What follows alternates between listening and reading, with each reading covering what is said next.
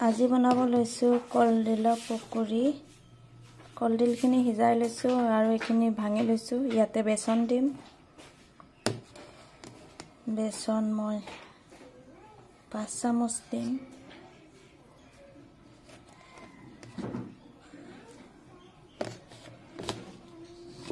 এই 5 চামুচ বেসন দিয়া হৈ গ'ল।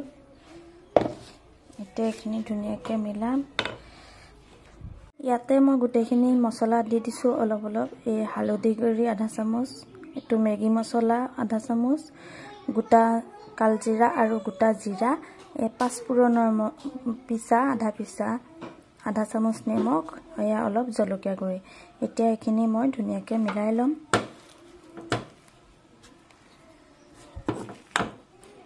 এইখিনি মিলোৱা হৈ গ'ল। এতিয়া মই এনেকৈ লাড্ডু বনাই আছো। হাতত আঠা লাগি যায়, তাৰ কাৰণে মই অলপ অলপ এনেকৈ বেসন লগাই লৈছো। লগাই লৈ পেলাই এনেকৈ লাড্ডু কৰিম গোটেইখিনি।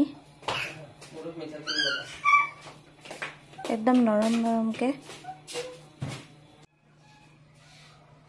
লাড্ডু বনাই হৈ গ'ল।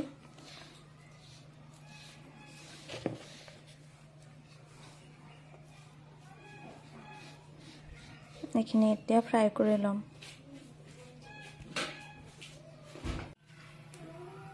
গৰম হৈ গ'ল। এতিয়া মই ইয়াতে পকৰাকেইটা দিম।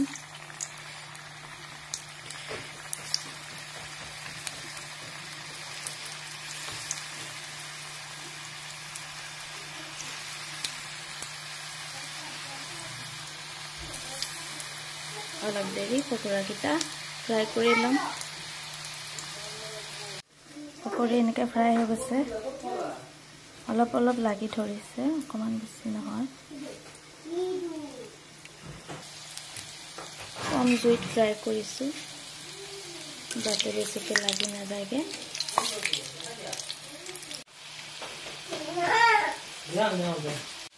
হাফ ফ্ৰাই হোৱাৰ পিছত এনেকৈ কৰি উল্টাব পাৰি জলদিকে, কিন্তু যেতিয়ালৈকে হাফ ফ্ৰাই নহয় চামুচেৰে খুব জোৰেকৈ নুচুব, নহ'লে ভাঙি যাব। পকৰি ফ্ৰাই হৈ গ'ল। এতিয়া এইখিনি তৰকাৰীৰ কাৰণে প্ৰস্তুতি কৰিম। এতিয়া মই কেনেকৈ তৰকাৰীখন বনাওঁ চাওঁ আহক। একদম বহুত ধুনীয়া হৈছে, একদম নৰম। পকৰি ভাজা তেলখিনিতে মই পিঁয়াজখিনি দি দিছোঁ। ইয়াতে মছলা দিওঁ। এতিয়া চাওঁ আহক। পিঁয়াজখিনি অলপ টাইম ভাজি লৈছোঁ। ইয়াতে আদা নহৰু পেষ্ট দিছোঁ।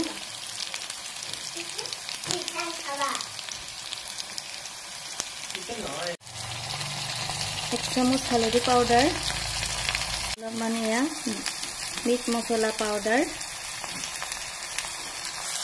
এয়া গৰম মছলা পাউডাৰ অলপমান। গাখীৰৰ ক্ৰীম দিবলৈ থৈছিলোঁ, কিন্তু মোৰ ফ্ৰিজত বেয়া হৈ গ'ল কাৰণ লাইন নাছিল। ইয়াতে 4 লাইন ৰাস্তা হৈ থকাৰ কাৰণে লাইনটো গোটেই দিন কাটি থয়। এতিয়া মই এইটো স্কিপ কৰি দিওঁ। আপোনালোকে গাখীৰৰ ক্ৰীমো দিব পাৰে, অৰ্থাৎ বাটাৰো দিব পাৰে। মোৰ স্কিপ হৈ ৰ'ল। এতিয়া মই তৰকাৰীখন এতিয়া লাহেকৈ হ'ব ধৰিছে, আৰু যিহেতুকে মই গাখীৰৰ ক্ৰীমখিনি দিবলৈ নাপালোঁ, ইয়াতে মই অলপমান গাখীৰে দি দিম। এইখিনি দিব নপৰাৰ বাবে মই ইয়াতে অলপমান আমুল তাজা গাখীৰে দি দিম। আপোনালোকৰ যদি ক্ৰীম বাটাৰ নাথাকে তেতিয়াহ'লে অলপ গাখীৰে দিব পাৰে, কিন্তু ক্ৰীম আৰু বাটাৰটো দিলে বেছি সোৱাদ হয়। এতিয়া মই ইয়াতে অলপমান নগামেমিটোৰ পাত দিম। মোৰ তৰকাৰী অলমষ্ট হৈ গ'ল। এতিয়া মই নমাই দিম। আপোনালোকেও এইদৰে বনাই খাই চাব ঘৰত। বহুত ধুনীয়া হয়, খাবলৈ বহুত